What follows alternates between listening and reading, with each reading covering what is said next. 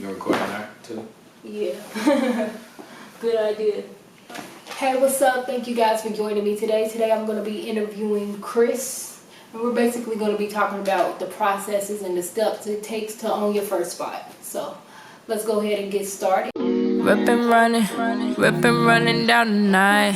Whippin' running, wishing you were by my side. You can just give us a brief background, I guess, telling us more about it, how it feels being here, living here.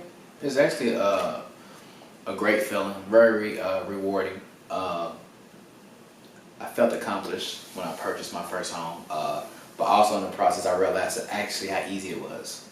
So that's the thing, I felt like that was something that I took away from it. How easy it was. So what exactly was the process? The process was, well, actually I was renting first. I was renting for a year.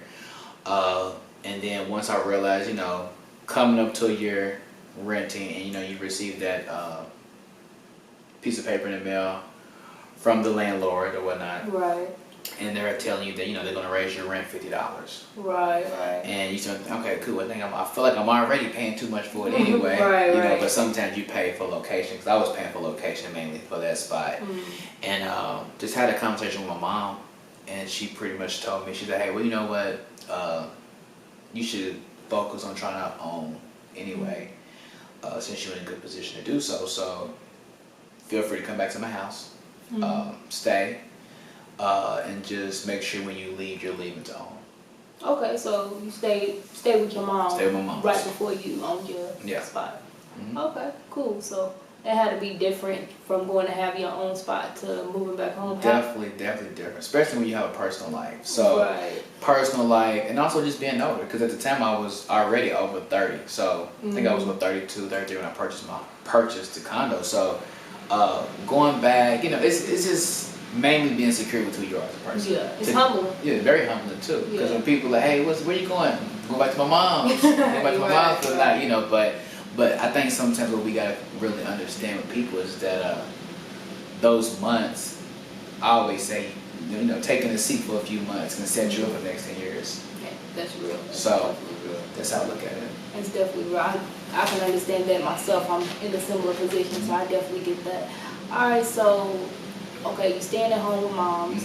So what is the initial processes to just go ahead and get you started with buying your own place? I got back there, talked to my mom a little bit, because she's been a homeowner for over 15 years anyway. Oh, wow. At that point. So talking with her about some things, she actually requested or recommended me to go take a first-time home ownership class, which they have them throughout the city.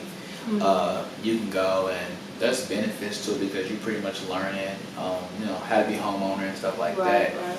But I was kind of, you know, I kind of like to do things my way. I kind of like to educate myself, because I feel like you educate yourself, you know, there's more that you might get out of doing something. Because, and plus I knew I had a goal that I wanted to, you know, obtain. So I educated myself.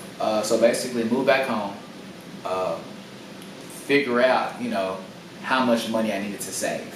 Let's start with how much money I needed to save, but also based off my employer, you know, my employer had benefits as well for first-time homeowners. And I think a lot of people don't even think about that, where, you know, your employer actually have some type of benefits. Some do, some don't, some better than others. Right, but you had to ask. Yeah, I had to figure that out. Figure it out, you know, just because we have, like, my job have the resources online that I can look into and figure out what I need to do for myself. And pretty much after kind of just figuring out what I need to do, I went to my bank. I went to my home bank, and I told them my goal. Hey, I'm in the process of trying to purchase a home. At the time, I didn't know how long it was going to take. Right. But just to get started, the banker, she pretty much told me that, hey, how about this? Well, she was like a loan officer, I think. She's kind of over that department. She said, well, before we get started, let's see what your credit score is. Let's start with that. So we ran my credit score, which is roughly, at that time, like a 660, something like that at the time. But not too bad. Not too bad. You know, not too bad. Average. Right. Pretty much average or whatnot. And we talked about that. Then she asked me the goals for myself as far as, you your credit score actually determines how much money the bank be willing to give you. Right. You Yeah, know, credit's so real important.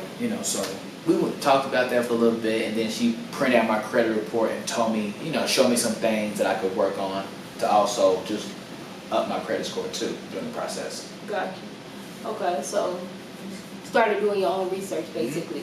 Alright, so you did the research, you talked to your bank. Mhm. Did you end up raising your credit score?